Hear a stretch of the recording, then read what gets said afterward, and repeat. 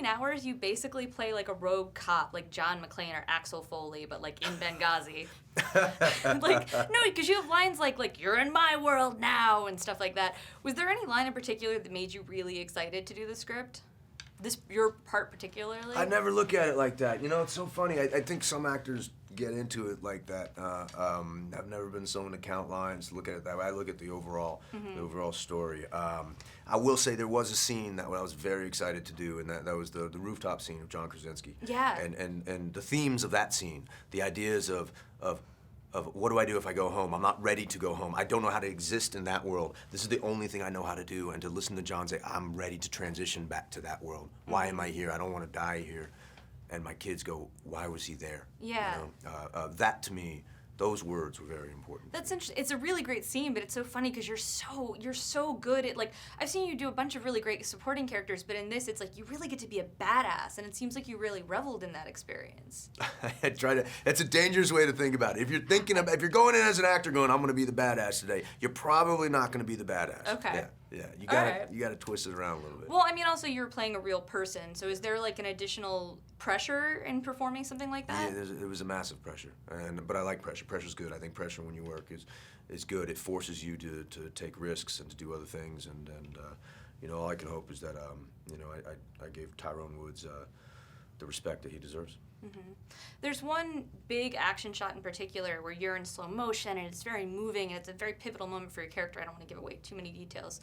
But I'm curious, one, does Michael tell you when you're shooting in slow motion, or is that something you learn later? No. And one of the best things you can do with Michael is learn what the shot is, because he's a genius at camera movements. He's a genius at lighting and the things that he does, but you gotta be smart enough to figure out what the frame is, what the shot is, and this is a good one. Okay, so you talk about the slow motion one. There was one point we're using a drone, and the drone, so how would this work? It would be that the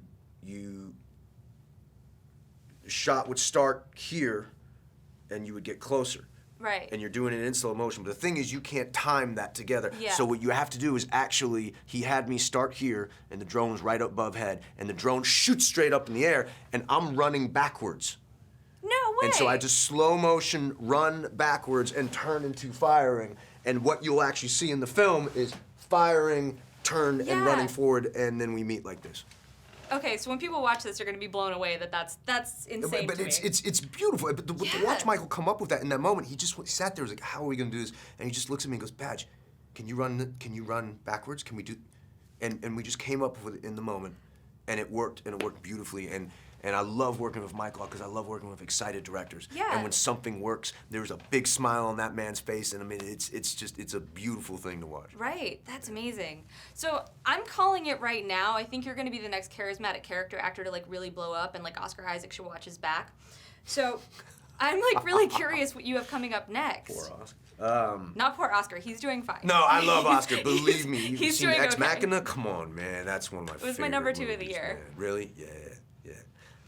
Wait, so what do you have coming up next? I basically was just being like, this is outstanding. Like, I feel like you're on the rise. I feel like, yeah. Pat my back, please. Someone's got it.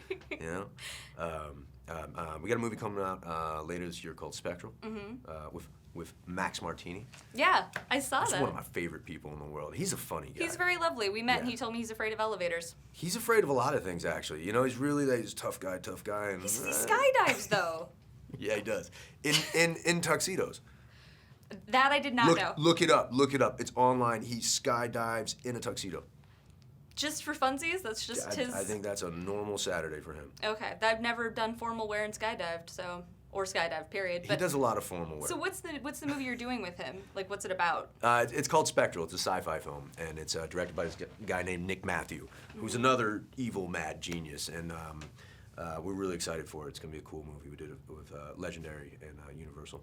And then, other than that, I've been taking a break.